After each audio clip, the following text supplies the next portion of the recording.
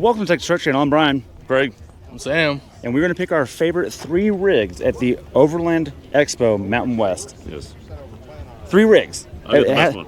Craig's the best one. I definitely the best one. Sam's got. Yeah, he wants something with it. You know, whatever. He's going to hate it. Point being is we got to pick rigs as they're sat here. So there's a bunch of rigs out here, as you can see. They're built out. We cannot modify them how they are, but we got to pick our favorite as they sit. So let's get after it. All right, and here's my pick. This thing is a beast. I love it. It's a 1977 Plymouth Trail Duster, not a Ram Charger. Plymouth had their own version of it, and it's been modified. When it was first built, look, there's so many details. I got to get into it real quick. It was purchased originally in 1977 here in Denver and sent to 4-wheel campers in Denver for the build as it sits. It was used through 2001 and then sat up until just a few months ago, where the current owner now has it set up. So let's get into it, Craig. All the current owner has done is kind of buff the paint to get the oxidation out, added some KO2s, as everyone should, and enjoyed it. That's it. That's it. I love it. Has a 318 under it. It's most likely a 2-barrel Rochester if we know Mopars at the time, and I doubt it has AC. But peek under here, Craig. What's cool about this is there's no multi-link, independent front suspension, stick axle, buddy. Absolute stick axle, leaf spring, by the way. He did mention that he repainted the wheels and has Mopar reproduction center caps. That is really awesome. These are kind of things that when Craig and I were kids, we were going through swap meets with our dad, finding Mopar center caps. I just love that this thing's been brought back. And it's not perfect, but I want to point out why I love it so much. This, for people that don't know, is not a pickup truck. This is, think of like a full-size Bronco or a K5 Blazer. That's what this is. And so what the 4-wheel campers guys did is they took the fiberglass back roof off and then replaced it with this camper. This camper is also from 1977 in original condition. It's just amazing. Let's take a peek inside real quick. Come look over here, Craig. Let's show the people. Tan interior, which is beautiful, and it's the piece de resistance manual transmission and a 4-low transfer case. Look at that, Craig. Looks like there's a repro radio in the dash at some point. You've got a very simple gauge cluster. He's added oil pressure over here, and then this radio is probably modified after it was originally purchased. But you've got a CB up top, thermometer up here, and then it cuts through because it's not a pickup truck. It's just an SUV that they've made into a camper. Look at that, wow. Pretty cool. Old Mopars just have a spot in my heart. And what's neat about this one is that this top is a fabric piece that can come back down. So now your top is only this tall. You can just drive around, no big deal. And pretty neat, they've got, this looks obviously as wood. It's been filled in to make it fit, but it just works. It's so cool. Coming on back, it is not a restoration, it is a runner, which means it has a little bit of cancer. We are in Denver right now, and there is salt on roads over 40 years of this thing. That's just how it goes.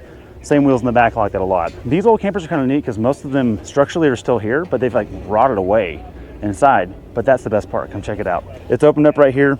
You've got some old ads from 4-wheel camper right here from back in the day, and had these pop tops. That's with the top down. That's a K5 Blazer, old Bronco, and that's with the top up like right here. Most importantly, Craig, you see that? Shag carpet. Shag carpet. Check that thing out. This thing right here, it smells exactly the 70s. You've got your table, kitchenette, and then you've got an actual bed up top. They've said we can go in here, but I'll be honest with you, it's too preserved. I don't want to mess it up. But that's my pick for rig. Now it's Craig's turn.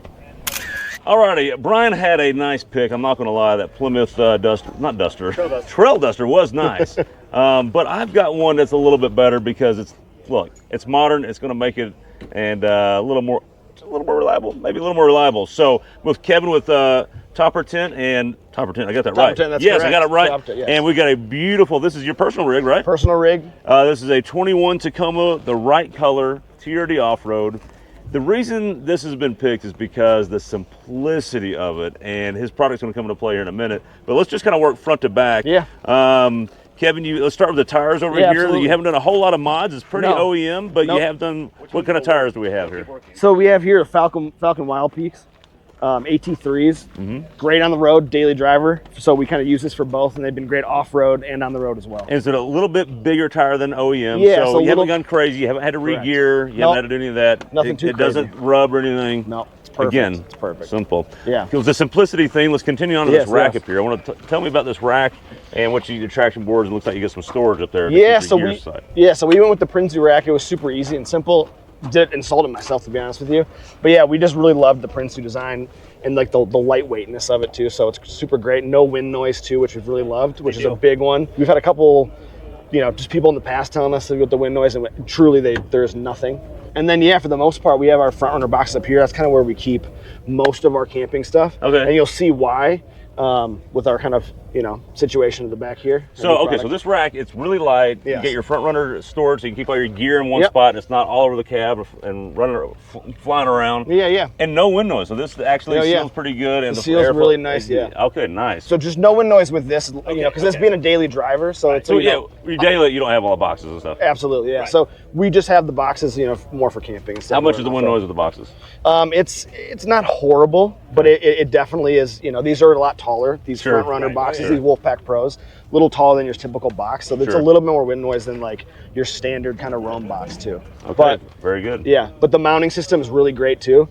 We used like the actual Wolfpack Pro mounting plates too, which is Very really good. nice and secure. Like you could literally shake the whole truck just off the boxes, just off the boxes too. Right. Very good. Yeah. Let's move on to the back, because one of the things this is really what makes this build to me. What do we got going on here? So we have the advantage soft topper here. Honestly, this being a daily driver, the big thing for us was like we want to be able to use the entirety of our bed. So we went with the soft topper just so that we can, when we're not using it, we can accordion it forward and just get the full use anytime we need to haul So stuff. you get the benefits of a camper shell, but you don't get the negatives of it's stuck on there and you want to put something tall in there in your bed. You can just So you can see here too, you kind of like get into here. Oh, okay. It's all on these shells. It's like on all these these braces here, these aluminums. Yep. And it can all roll up. The sides roll up really great too. So like you can kind of have it. They call it safari mode, which is super nice. Before we get back to the best part of this whole deal, Bryan, the problem with this setup though is still, how do you sleep in this? That's a short bed. It's a crew cab. There's no tent on the top. I'm like, where are we sleeping? What's the plan here? He's got a solution. Topper tent comes into play. Tell us about Topper. Yeah. So we are Topper Tent. We're out of Castle Rock, Colorado. We make these tent attachments for a variety of different toppers, the soft topper included. And this tent attachment just really, Velcros in at the top here. And then as you can see, it kind of just integrates really, really smooth and nicely with our soft topper here, just by this YKK zipper. Very seamless at that. And then down here, obviously we have some Velcro to kind of like seal the rest of it off. And so normally when you camp, you hang your feet out, and we've done this on some of our camping trips, and we get wet. But with yours, you don't get wet. No. So the material here is this like kind of large diamond nylon ripstop with a waterproof layer in the back, with a rain fly here too as well. So that kind of comes down and zips in. There you go. But really, it just kind of extends that 5-foot bed so that we can get a little bit more footage. And then show us inside. Y'all do more than just this extension. This is just part of it. So in here, you can kind of get a look. This all goes under the tailgate here and kind of latches in, so it's really nice and secure. Topper Tent, we also make this kind of 3-piece mattress that kind of folds up and accordions forward. Nice. So super nice and durable. thick. It's a very nice foam mattress. You're not dealing with any air. So you get to wherever you decide you're camping, you set up, you're setting up shop. Literally, you fold this out, attach that. Yep. You're in business. Yeah, 2 minutes and this thing is ready to go. And how extra weight? Like this doesn't weigh much. No. The soft topper doesn't weigh much. No, and the best part about this too is this our Topper Tent, when kind of not deployed, it rolls up and just sits in the soft topper. So it just kind of just sits in a roll. Yep. You don't have to remember to bring it. It's just there. Nope, it's always there. So you're not. It's always right there. Pretty sure I got the best rig here. You're welcome, audience. Sam does have one more for us. We'll go to him next. But Kevin, thank you. I Thanks sure so much. appreciate it. Yeah, take care. All right, Bryan and Craig had some really good choices, but I do think this is the best one. I'm here with Dwight, and he's gonna kind of tell us what's going on in this 3rd gen. From what I see, I mean, it's kind of fully custom. You wanna walk us through? Yeah, thanks, Sam. This is a solid axle swapped 2002 Toyota 4Runner, and it has a ton of custom fabrication done to it. Number one, we have an 8-inch front. We don't even have hydro assist because you don't really need it with this setup on 35s. If we were gonna run a bigger tire, we'd probably go to at least hydro assist or full hydro if you're running 40s, and probably put it on 1 tons instead. But this is a nice package, and it really matches the Tacoma because we put an 875 in the rear straight out of a 3rd gen Tacoma. And then we back half to the frame. We did a custom triangulated 4-link in the rear with 16-inch double stack coilovers, and we've got 14 inches in the front. All custom fabrication, so the bumpers, all of the work, like it's all made in-house. We left it raw so you could see kind of like what this looks like, not cleaned up at all. And then the cool thing is it has like an AI generated art wrap on there. So we're calling this the UFO runner.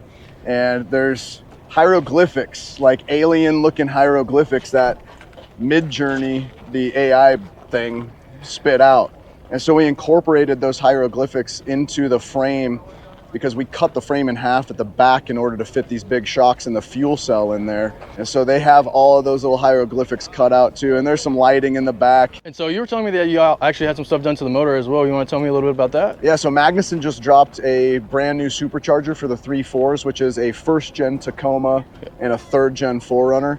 And they just made a bigger blower. They were the ones doing the factory superchargers on these. They made the TRD superchargers, and now Magnuson is just really stepping it up for us. Awesome. And it makes a lot of power. We can drive this on the road. We drove it up here on the highway for an hour. Nice. And nice. Yeah, it has some body roll for sure, but like you can actually drive this on the road, take it to the trail, and then go get crazy rock crawling with it too. Yeah, so how big is this ramp right here? This is 44 inches, so almost 4 feet. And we're still touching the ground on all 4 corners. That is absolutely crazy. Kenda cleavers, they have been fantastic. We actually went with an RT on this. You can stud them. We're gonna do some snow wheeling on this truck. Awesome. And for the money, I don't think Kenda can be beat. We're actually running Kendas on, we support the Sherpa Motorsports race team doing Ultra 4, and ever since we switched to Kenda, we're not getting flats anymore, and I can't say the same about the previous companies that we were running tires on that truck on. So yeah, the wheels are trail gear. They're set up perfectly for this kit. The front end is from Trail Gear. We trust the rear axle. That's a junkyard axle. And then the fuel safe systems, it's really incredible. And so how's the interior on this? I mean, did you have to cut it up, or what's going on in there? Just the back, but you can actually seat 5. So there's some aliens in there right now, but all 5 seats are still there. Awesome. And then we did a cage on the inside too, because why not? Yeah. And the plan is to eventually do a full exo cage where it's a hybrid and it comes out of the pillars. That's awesome. Come around the back, you can see the cage and those huge double stack coilovers going on. This rear bumper turned out insane too. Dustin Hudson on the rear bumper and Kyler Jecker on the front. They did a knockout job on this. And so are y'all doing any type of like trail gear boxes, or is it still stock transfer case, no extra stuff after that, or? Stock transfer case right now. The plan is to do a doubler at some point. We will probably eventually go to 1 tons and 40s on this. Right now, this is kind of positioned as like a within reach solid axle swap rock crawler. You can find a 3rd gen 4Runner, you know, that needs some love for somewhere around $4,000 right now. For sure. Make sure the frame is clean.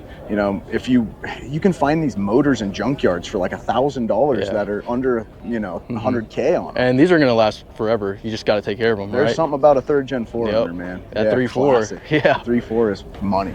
All right, so thanks Mountain Yodas for showing us your 3rd gen 4Runner. It's super awesome. I would hope I would be able to wheel this one day, but maybe not. But yeah, so tell us down below which top 3 was your favorite, and maybe you hated this one, maybe you hated Craig's, maybe you hated Bryan's, but let us know in the comments.